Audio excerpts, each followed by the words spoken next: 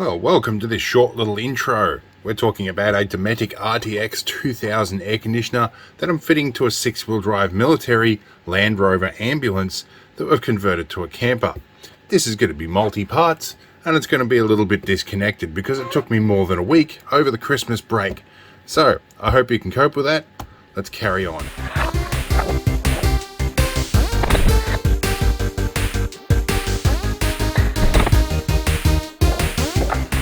Alright, today's project's an interesting one. We have to remove an air conditioner from this and install a new one. By putting a 24 volt DC rooftop one in there that replaces the one that runs from the engine compressor with the military fitted. We're also going to paint it with some genuine nasty camouflage paint. And yeah, it's going to be an adventure. I'm not sure how this is going to be. I might split it into several parts depending on how much time it takes. But let's get out of the wind. So hiding away under this tarp, which is actually one of my hammock tarps because I couldn't find anything else at the time, here's $3,000 worth of Dometic 24 volt rooftop air conditioner. This is what they call a parking air conditioner for big trucks and like Mack trucks and stuff when you're parked for a long period of time, so that you can keep things cool. In this case, we're going to be using that as a camper. So I have some masking tape. I'm around the dirty side of the house here too, and I have some of this paint. I'm going to mask off the white sections here and try and spray that white bit to make it match the vehicle. And this is lusterless camouflage green. This is the same stuff, polyurethane paint that they use on the Land Rovers themselves, and it is very nasty.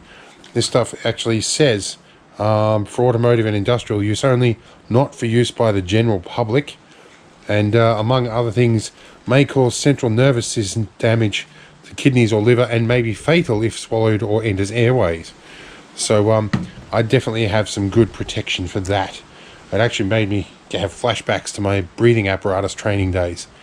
But anyway, we're going to take a little hobby knife here, or some people would call it an X-Acto knife, and we're going to mask up the black areas, and we're going to get spraying.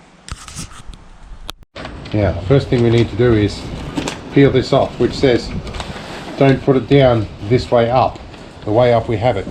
But there are the packing pieces under here to keep that in good condition. So we're doing all right. So we want to start with masking this bit. My plan is to just mask over this and then run the knife around the edge. But I've done relatively little masking in the past, so I'm going to take my time and hopefully get this done very thoroughly. Get a big strip of this. I think I'm just going to lay it across like this, and I'll work my way across.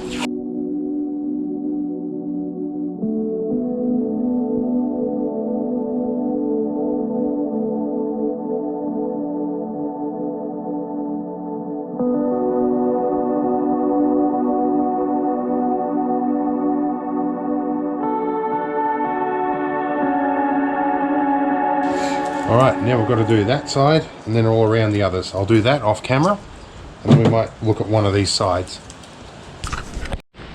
Okay, this is the top done. It's a bit of dirt that's built up on here. We'll give this a clean before we spray it. We're going to spray straight over the Dometic logo as well. So now we need to cover up all of this from the white down, because we don't really want to paint the black. So let's do that. A few moments later. Alright, and we're masked up. Now I've got to give it a clean up. Okay, it's had a clean up, and I've co-opted the wheelie bin. It's all nicely masked. We're in a well ventilated area. Pipe's a little bit too ventilated. If we get a bit of overspray on the Rovers, I don't think that's going to matter too much. Now, I have a box of bits here, including a really good respirator that's good for organic compounds. I really don't want this stuff getting in my lungs.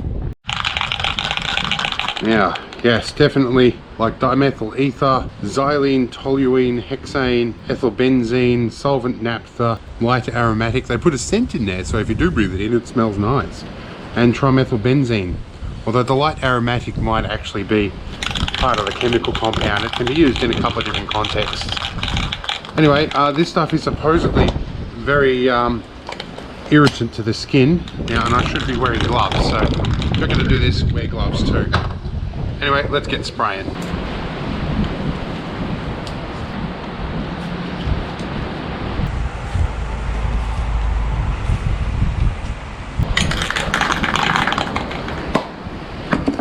Here goes nothing.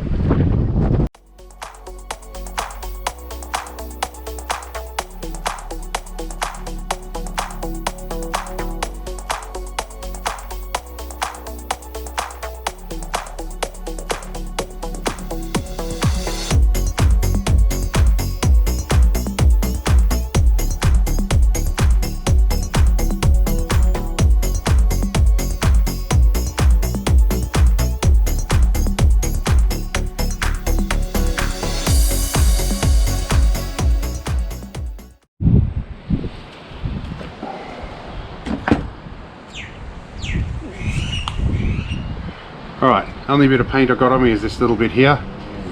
Doing pretty well.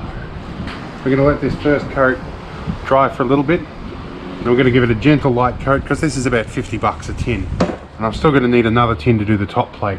Got a big aluminium plate to go on the roof. I can smell this wafting, so I'm going to get out of the area for a bit. Well, they weren't wrong about it being an irritant.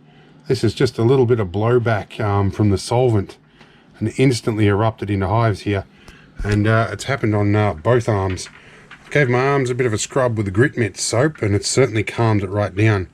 But yeah, I think I'm going to stay away from that for a little bit until this calms down. Okay, so the senior financial manager gave me the go-ahead, being it's technically her ambulance.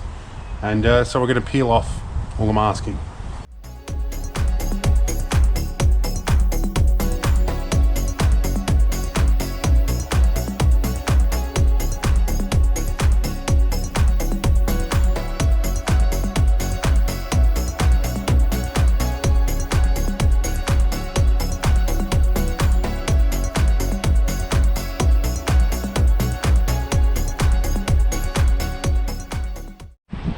Alright, well that's the unit painted, and that's about really all I can do for the time being with that.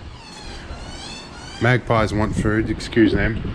I need to start the removal process of that, but before I can do that I need my roof plate made up, which is getting manufactured as we speak. And before I can put the roof plate on, I need to paint it with this same stuff. So we've probably got about a week wait, and it's about 2 weeks from Christmas at the moment. So that may or may not happen in the next 2 weeks, I don't know. But I'm bribing the manufacturing guys as much as I can with a whole slab of beers and everything. Anyway, we'll let this set in the wind and we'll come and see it later on. Well, this is the end of another part. There are several. I hope this was an interesting one. If you look in the description, there will be a series of links and maybe a playlist that will take you to the other videos in this series. I hope it was fun. See you later.